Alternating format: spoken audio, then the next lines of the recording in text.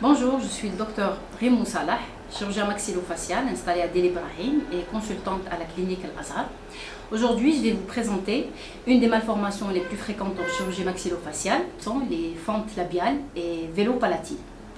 Alors, je commencerai par une définition des fentes labiales et vélopalatines. C'est une fusion incomplète des tissus mous de la face. Donc, il en résulte une fente labiale, c'est-à-dire shaq al-shifah, c'est-à-dire انسجة جلد الوجه ما ينغلقوش au cours de la grossesse. Elle peut être unie ou bilatérale. Elle peut s'étendre à la narine ou bien à la gencive, donc donnant ce qu'on appelle une fente labio-narinaire ou labio-maxillaire. Pour les fentes vélopalatines, elle peut être incomplète, intéressant que le palais mou, se manifestant par une bifidité de la luette, un dédoublement de la luette, ou une fente vélaire, ou être complète, intéressant et le palais mou et le palais osseux. C'est ce qu'on appelle shaq al-halaq, c'est-à-dire العدم تاع الفك العلوي ما ينغلقش au cours de la grossesse, ou bien الانسجة الفم الداخل ما ينغلقوش, donc ça donne une ouverture qui fait communiquer la cavité buccale avec les fosses nasales.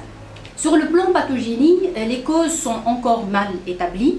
L'hérédité joue un rôle très important puisque les enfants qui présentent des antécédents de fente labiale, plutôt les personnes qui présentent des antécédents de fente labiale, ont plus de risques d'avoir des fentes labiopalatines. Il y a aussi d'autres causes comme le tabagisme, la consommation d'alcool ou la consommation de certains médicaments au cours des premiers mois de grossesse qui augmentent le risque de survenue des fentes labiopalatines. Alors, pourquoi on opère les fentes labiales ou palatines? Pour les fentes labiales, il y a un préjudice esthétique, c'est-à-dire tashawwuh khuluqi, qui retentit sur la vie sociale de l'enfant, d'où la nécessité d'une prise en charge précoce des fentes labiales le plus rapidement possible. Donc, pour les fentes palatines, pourquoi on opère les fentes palatines? Parce que au cours de la fente palatine, il y a une communication de la cavité buccale avec les fosses nasales, ce qui va entraîner des conséquences qui nécessitent une prise en charge un peu plus compliquée que les fentes labiales. Alors ces conséquences, elles consistent en quoi? On a les troubles alimentaires d'abord, donc c'est un bébé qui a des difficultés pour s'alimenter, nécessitant une tétine spécifique, voire même une orthèse gingivo-palatine, d'où la nécessité d'intervenir. Il y a les troubles d'élocution, c'est-à-dire les difficultés à parler, à articuler certaines lettres ou certains mots, c'est-à-dire صعوبة في الكلام. Ces troubles d'élocution donc qui seront corrigés par le geste chirurgical. Il y a les troubles dentaires, c'est-à-dire ça concerne surtout les fentes palatines et les fentes maxillaires. C'est un agencement, c'est une malposition des dents ou une agénésie, c'est-à-dire une absence d'une ou de plusieurs dents qui nécessite une prise en charge par un orthodontiste. Il y a les troubles ventilatoires, ça concerne surtout les fentes labiales étendues vers la narine, donc la fente elle va tracter sur la cloison, entraînant une déviation de la cloison, obstruant de la fosse nasale et entraînant des troubles ventilatoires.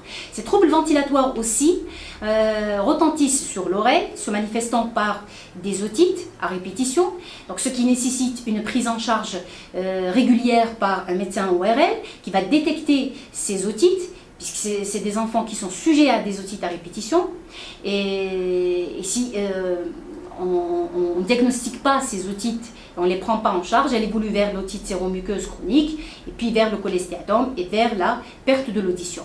D'où la nécessité d'une prise en charge régulière par un médecin ORL. Il y a aussi les troubles ultérieurement, c'est les troubles de la croissance maxillofaciale, c'est-à-dire de l'ossature faciale. Donc, en l'absence de traitement chirurgical et en l'absence de traitement orthodontique, ces fentes palatines peuvent entraîner un trouble de la croissance de l'ossature faciale qui va se manifester par, ultérieurement, c'est-à-dire à l'âge de l'adolescence, par un autre type de malformation qu'on appelle des dysmorphoses maxillomandibulaires qui peuvent se manifester par un recul du maxillaire, une impression d'une protrusion de la mandibule ou une asymétrie de la face. Donc la prise en charge, elle doit être multidisciplinaire. Il n'y a pas seulement le chirurgien maxillofacial qui doit intervenir, mais son travail doit être complété par les séances d'orthophonie, par le médecin ORL qui va détecter les otites à répétition et les traiter, par l'orthodontiste qui va traiter les troubles dentaires et prévenir, voire même arrêter l'évolution vers les troubles de la croissance maxillofaciale. Et bien sûr, il y a l'orthophoniste qui va en fait parfaire l'élocution de l'enfant, voire même rendre une élocution normale. Bien sûr, il y a la psychothérapie. La psychothérapie d'abord des parents pour qu'ils acceptent la différence de leur enfant. Ils apprennent à vivre avec un enfant qui a une différence. Et la psychothérapie de l'enfant pour qu'il apprenne aussi et il s'adapte à la vie sociale et qu'il apprenne à vivre avec cette différence. Pour la prise en charge chirurgicale, c'est-à-dire ce qui concerne le chirurgien maxillofacial, on doit respecter le calendrier chirurgical. Alors ce calendrier chirurgical, il doit être respecté. Pourquoi? Alors pour les fentes labiales, l'intervention ou l'âge d'intervenir, on peut intervenir à partir de la première semaine de vie, c'est-à-dire l'usbou' al-awwal min al-wilada, en l'absence bien sûr de contre-indication à l'anesthésie générale. Pourquoi? Pour deux raisons. Premièrement, intervenir précocement donne une meilleure cicatrisation. Et ça permet aussi à la mère, en fait, d'accepter son enfant le plus rapidement possible. Pour les fentes palatines, l'intervention ne sera faite qu'à partir du 9e, voire le 12e mois. Pourquoi? Pour permettre un développement assez suffisant de l'os maxillaire, car les cicatrices palatines peuvent déformer le palais quand on intervient avant 9 mois. D'où la nécessité en fait de respecter ce calendrier chirurgical afin d'avoir les meilleurs résultats.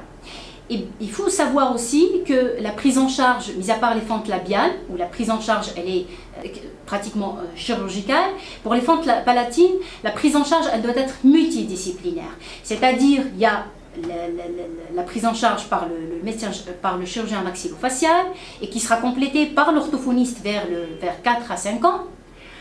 Par l'orthodontiste vers l'âge de 8 à 10 ans, en denture mixte, pour prévenir, comme je l'ai déjà dit, les déformations maxillofaciales.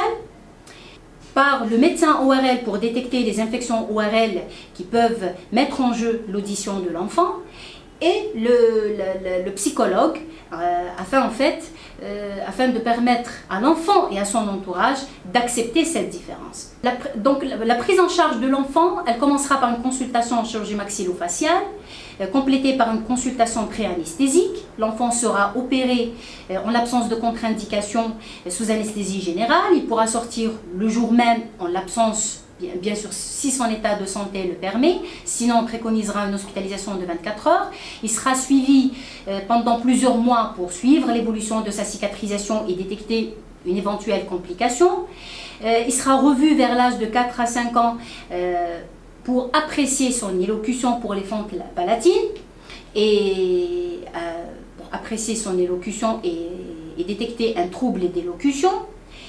Il sera revu vers l'âge de 8 à 10 ans en cas aussi de fente palatine pour détecter des troubles dentaires et l'orienter vers un orthodontiste. Et il sera revu vers l'adolescence pour détecter des troubles de la croissance maxillofaciale et indiquer une éventuelle chirurgie orthognathique.